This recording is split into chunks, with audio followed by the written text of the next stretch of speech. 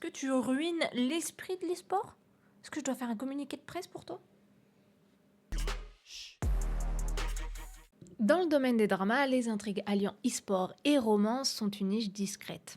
Si on regarde le catalogue actuel, il y en a à peu près moins d'une trentaine si on parle de ceux à gros budget qui abordent ce genre de thème. Et encore, j'englobe tout ce qui est gaming sans toucher à l'e-sport. La Chine est sans conteste la plus grosse productrice de genre avec des titres tels que Gogo Squid 1 et 2, Gank Your Heart ou encore le très controversé Falling Into Your Smile. Et c'est celui dont j'aimerais parler aujourd'hui. L'histoire de Falling Into Your Smile se concentre sur l'équipe professionnelle ZGDX qui joue au jeu Omnieji Arena. Suite à la blessure de l'un de leurs joueurs, ils vont devoir le remplacer. C'est ainsi qu'ils recrutent Tong Yao, une jeune femme qui va faire ses premiers pas dans cette sphère ultra compétitive. Et si vous suivez la scène e-sport, même de nos jours, vous savez qu'il s'agit d'un environnement majoritairement masculin. Et c'est très bien reflété dans la fiction, vu que Tong Yao va devoir se faire sa place dans cet environnement qui n'a pas de représentation féminine. Ici, vous devinez que ça va être complexe, surtout quand l'amour va se mêler à cette aventure. D'ailleurs, la version du résumé que je vous ai proposé est plutôt grand public, mais on aurait pu la ponctuer de jargon un peu plus gaming. L'équipe eSports ZGDX présente sur le MOBA Omnigy Arena doit revoir son roster suite à la blessure de son mid laner. C'est ainsi qu'il recrute Tang Yao, qui est classé Lord Kyoto sur le serveur chinois, afin de conquérir l'OPL. Pour certains, ces mots semblent naturels et familiers, et pour d'autres, qu'est-ce qu'elle raconte? On en vient donc au point de l'accessibilité.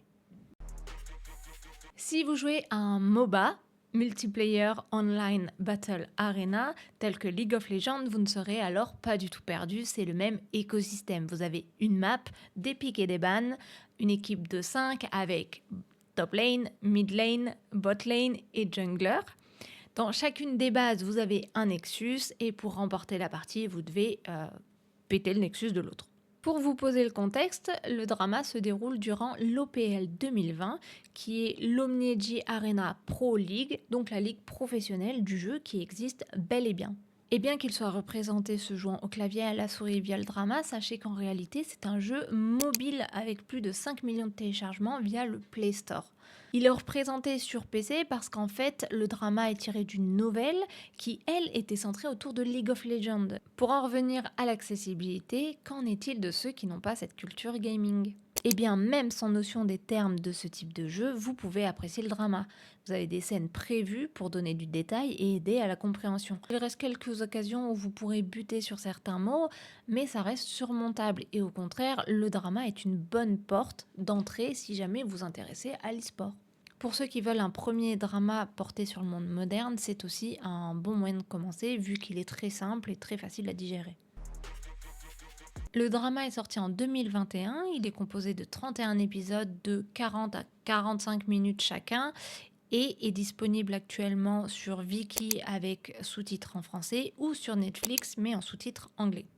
Côté cast, les rôles principaux sont tenus par Shen Chao, danseuse, actrice, chanteuse. Côté masculin, on retrouve Shu Kai, qui est Lucy Zheng, le capitaine de l'équipe et a déclaré de celle-ci, qui lui, en 2025, a joué dans Moonlight Réunion, qui est un très bon drama si vous aimez le fantastique. Les deux ont prêté leur voix dans l'un des OST du drama, ce qui est une pratique très courante dans toute la sphère C-drama, et la chanson qu'ils interprètent s'appelle Soulmate. On a également un couple secondaire qui a sa propre trame et que j'ai beaucoup aimé avec Rachel Wang qui joue Jin Yang et Zhu Yiran qui joue Eiji, le mid-laner de l'équipe voisine qui était avec les deux filles à l'université. Le drama a un ton léger et fun, cela dit, il parle de sujets qui sont toujours d'actualité, telle qu'une joueuse féminine dans la ligue professionnelle. Parce que comme on l'a évoqué avant, ce monde reste très masculin. Et croyez-moi, les clichés ont la peau très très très dure. La haine et le cyberharcèlement sont également évoqués à plusieurs reprises durant le drama. L'acceptation ou non d'une carrière e-sport par les proches et surtout les parents des joueurs. D'ailleurs, le drama fait un bon mix car il prend ce sujet sous 3 angles différents. Par exemple, quand elle rejoint l'équipe, ses parents sont super sceptiques en mode « Et t'as fait l'université, on a payé pour tes études et tu veux jouer aux jeux vidéo ?» Sont également abordées les difficultés des équipes qui ne performent pas, ou alors l'impact qu'un changement de roster a sur l'équipe et sa communication, l'image publique qu'ils doivent toujours tenir, etc. Tout ça combiné, ça fait un beau panel de thèmes, mais justement, dès la sortie du drama, certains spectateurs ont été déçus de comment l'e-sport était traité durant cette fiction, et ça a mené à pas mal de controverses. Le drama a été jugé trop romantique sur certains aspects, surtout quand on sait que l'e-sport est un cercle très fermé et que c'est vraiment le rêve d'une vie de faire partie d'une équipe e-sport et de pouvoir participer à des tournois. Sauf que d'entrée de jeu, dès le premier épisode, on a une scène où il y a l'ex de Tao qui lui dit oui, bah si tu veux, je te laisserai gagner. Sauf que ça fait pas sens en fait. Tu t'abandonnes pas ta famille, tes amis pour te manger des entraînements nuit et jour et avoir ce rêve pour tout laisser tomber pour ton ex en fait. Ça ne matche pas. Ça ne matche pas. En effet, qui laisserait sa place ou gâcherait tous ses efforts et tout ce temps et cette passion pour une histoire passée? Et justement, l'actrice principale, Cheng Chao, a reçu ironiquement, comme son personnage dans la série, du cyberharcèlement et a été accusée de ruiner l'e-sport. Je répète, l'actrice qui joue le rôle a été accusée de ruiner l'e-sport, l'esprit de l'e-sport.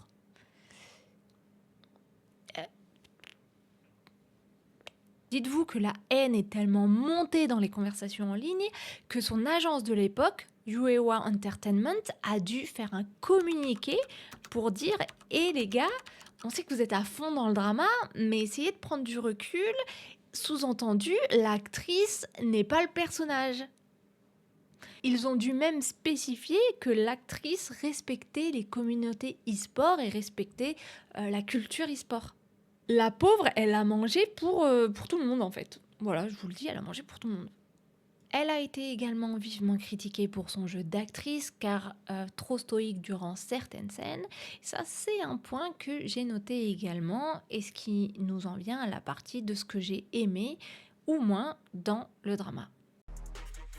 Commençons par le positif. Déjà, moi, je trouve, contrairement à ce qui a été dit en ligne, que côté e-sport, côté gaming, on y est en fait. Tout l'univers est là, on reprend les codes, on a les gaming house, les scrims, les pick et ban, on a les MVP, on a les interviews, on a les drafts. Enfin, c'est vraiment complet et on sent que ça colle à ce qui est fait dans la réalité, ce qui rend l'immersion totale. Deuxième point, que ce soit les joueurs ou même les équipes de façon générale, elles sont très attachantes. On explore différentes bribes de leur vie, que ce soit leurs échecs ou leurs joies, et parfois elles se connectent toutes entre elles. On a des histoires qui vont impacter une équipe et une autre, ou alors ils vont tous prendre la parole sur un même sujet, et vraiment ce côté un peu fairy tale, le pouvoir de l'amitié, et ben je sais pas, ça donne un côté relaxant. Et par exemple, on a la meilleure amie de Yao qui au début critique tout ça parce que sa meilleure amie et son ex sont dans cette carrière e-sport et elle comprend pas forcément cette fascination. Mais on voit comment elle évolue et comment elle leur apporte leur soutien à sa propre manière tout au long de la série. De façon très optimistique et très irréelle, mais c'est quand même très sympa à regarder. Pour ce qui est de ce que j'ai moins aimé dans le drama, c'est tout le traitement autour du personnage de Xiaopang. Xiaopang, c'est le support de l'équipe ZGDX, donc on le voit souvent. Et je ne sais pas si c'est juste les sous-titres, mais que ce soit sur Netflix ou sur Viki, hein, les deux, les sous-titres en fait montrent que ses collègues de boulot, ses amis, ne le définissent que par son poids à chaque fois. Et je sais que le drama est très tourné vers l'humour sur les attraits physiques. Yao, elle est définie comme la petite. C'est la blague récurrente du lead masculin. Et Kat, par exemple, c'est le musclé. Mais pour Xiaopang, vraiment, ça va plus loin. Et les sous-titres anglais, c'est à chaque fois fatty, chubby. Ou alors, pour les sous-titres français, c'est ami dodu de la maison. Ami dodu de la maison. ou Bouboule. Et autant si le personnage est bien dans sa peau, etc., oui, aucun problème, le message est positif. Mais est-ce que vraiment on a besoin que les gens autour de lui rappellent son poids à chaque fois? Est-ce qu'on a besoin de le confiner dans cette case à but humoristique? Je suis pas vraiment sûre, hein, vraiment. Et on a beau savoir que les standards asiatiques sont très exigeants autour du poids, ça laisse un arrière-goût, tu vois. Et quand je dis tu vois, c'est vraiment que je perds le fil de mon script et que je veux marquer mon point. Et c'est d'ailleurs pas que par rapport à lui, parce que dans l'épisode 6, on a Lee Soo-jae quand il porte haut, il lui dit quelque chose du style comment ça se fait que tu sois aussi lourde, tu fais plus de 50 kilos, t'es un cochon. Ah, ok, bof quoi. Bref, passons à un tout autre point, parce que je pense que j'ai assez déblatéré sur celui-ci. J'ai noté, et on l'a évoqué dans les controverses, l'actrice est beaucoup trop stoïque dans certaines scènes. Et autant quand elle est avec le lead masculin, lui, c'est son rôle d'être stoïque, parce qu'il est censé représenter cet idéal de joueur e-sport inatteignable, intouchable, qui vraiment lâche des petites punchlines de temps en temps, mais elle est censée être la fille bubbly, elle a du punch. D'ailleurs, ça se voit dans plusieurs scènes où son caractère prend le dessus avant qu'elle puisse réfléchir. Mais, à contrario, on a des scènes où, si les deux sont ensemble, on a deux murs. On a deux murs et c'est dommage, on aimerait un peu plus. Dernier point négatif que j'ai relevé, toutes les scènes proposées avec la langue coréenne. En fait, quand vous regardez des heures et des heures de drama coréen, vous sentez quand, quelqu'un vous propose une conversation en coréen qui est moins fluide, ce qui rend les scènes plutôt hachées. C'est un petit moins, voilà, c'est tout.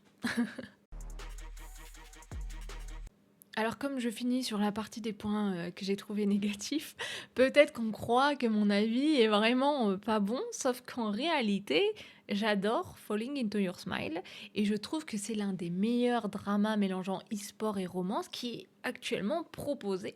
C'est avec plaisir que je le re-regarde quand j'en ai envie et il est toujours aussi simple, sympa à regarder avec les personnages très attachants. Donc, est-ce que je vous le conseille? Oui, à 1000%, je vous conseille de le regarder. Et si vous voulez une belle romance et en plus l'e-sport en bonus, vraiment foncez, il est vraiment bien. De votre côté, avez-vous déjà regardé le drama ou est-ce que vous allez le regarder ou pas du tout? Est-ce qu'il vous fait pas envie? Sachez que même s'il date de 2021, quand vous le regardez, ça se ressent absolument pas. Parce que je sais qu'il y a des dramas qui vieillissent mal, celui-ci pas du tout, il est vraiment bien à regarder.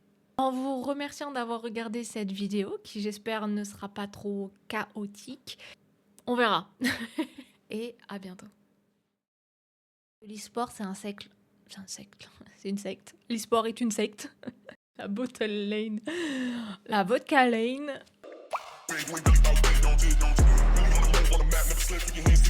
Chut.